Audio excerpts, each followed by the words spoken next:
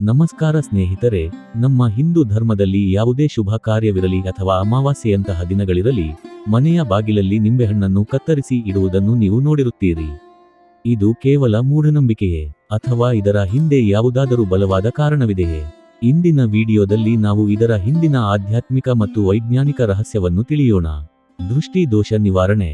ನಮ್ಮ ಮನೆಗೆ ಬರುವವರ ಕೆಟ್ಟ ದೃಷ್ಟಿ ಮನೆಯ ಮೇಲೆ ಬೀಳಬಾರದು ಎಂಬುದು ಇದರ ಮುಖ್ಯ ಉದ್ದೇಶ. ನಕಾರಾತ್ಮಕ ಶಕ್ತಿಯ ನಿರ್ಮೂಲನೆ. ಮನೆಯ ಹೊಸ್ತಿಲಲ್ಲಿ ನಿಂಬೆಹಣ್ಣನ್ನು ಕತ್ತರಿಸಿ ಇಡುವುದರಿಂದ ಮನೆಯೊಳಗೆ ಪ್ರವೇಶಿಸುವ ನಕಾರಾತ್ಮಕ ಶಕ್ತಿಗಳು ಅಲ್ಲಿಯೇ ಅಂತ್ಯಗೊಳ್ಳುತ್ತವೆ ಎಂಬ ನಂಬಿಕೆಯಿದೆ. ಅಲಕ್ಷ್ಮಿಯ ವಿನಾಶ.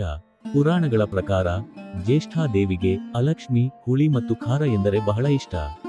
ಅವಳು ಮನೆಗೆ ಪ್ರವೇಶಿಸುವ ಮುನ್ನ ಬಾಗಿಲಲ್ಲಿರುವ ನಿಂಬೆ ಮತ್ತು ಮೆಣಸಿನಕಾಯಿಯನ್ನು ತಿಂದು ತೃಪ್ತಳಾಗಿ ಹೊರಟು ಹೋಗುತ್ತಾಳೆ.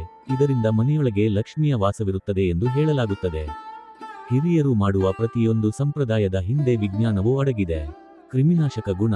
ನಿಂಬೆಹಣ್ಣಿನಲ್ಲಿರುವ ಸಿಟ್ರಿಕ್ ಆಮ್ಲವು ವಾತಾವರಣದಲ್ಲಿರುವ ಹಾನಿಕಾರಕ ಬ್ಯಾಕ್ಟೀರಿಯಾಗಳನ್ನು ಕೊಲ್ಲುವ ಸಾಮರ್ಥ್ಯ ಹೊಂದಿದೆ. ಕೀಟಗಳ ನಿಯಂತ್ರಣ. ನಿಂಬೆ ಮತ್ತು ಮೆಣಸಿನಕಾಯಿಯ ವಾಸನೆಗೆ ಸೊಳ್ಳೆ, ನೊಣ ಮತ್ತು ಹಾನಿಕಾರಕ ಕೀಟಗಳು ಮನೆಯೊಳಗೆ ಬರುವುದಿಲ್ಲ. ಹಳೆಯ ಕಾಲದಲ್ಲಿ ರೋಗರುಜಿನಗಳು ಹರಡದಂತೆ ತಡೆಯಲು ಇದು ಒಂದು ನೈಸರ್ಗಿಕ ವಿಧಾನವಾಗಿತ್ತು. ಸ್ನೇಹಿತರೆ, ಒಟ್ಟಾರೆಯಾಗಿ ಹೇಳುವುದಾದರೆ, ನಿಂಬೆಹಣ್ಣು ಕತ್ತರಿಸುವುದು ಕೇವಲ ಸಂಪ್ರದಾಯವಲ್ಲ, ಇದು ಮನೆಯ ಸುರಕ್ಷತೆ ಮತ್ತು ಮನಸ್ಸಿನ ಶಾಂತಿಯ ಸಂಕೇತವಾಗಿದೆ. ಯಾವುದೇ ವಿಷಯವನ್ನಾದರೂ ನಾವು ನಂಬಿಕೆಯಿಂದ ಮಾಡಿದಾಗ ಅದರ ಫಲ ಖಂಡಿತ ಸಿಗುತ್ತದೆ. ಈ ಮಾಹಿತಿ ನಿಮಗೆ ಇಷ್ಟವಾಗಿದ್ದರೆ ವಿಡಿಯೋವನ್ನು ಲೈಕ್ ಮಾಡಿ ಮತ್ತು ನಿಮ್ಮ ಸ್ನೇಹಿತರೊಂದಿಗೆ ಹಂಚಿಕೊಳ್ಳಿ. ಇಂತಹ ಮತ್ತಷ್ಟು ಆಸಕ್ತಿದಾಯಕ ವಿಷಯಗಳಿಗಾಗಿ ನಮ್ಮ ಚಾನಲ್ ಸಬ್ಸ್ಕ್ರೈಬ್ ಮಾಡಿ. ಧನ್ಯವಾದಗಳು.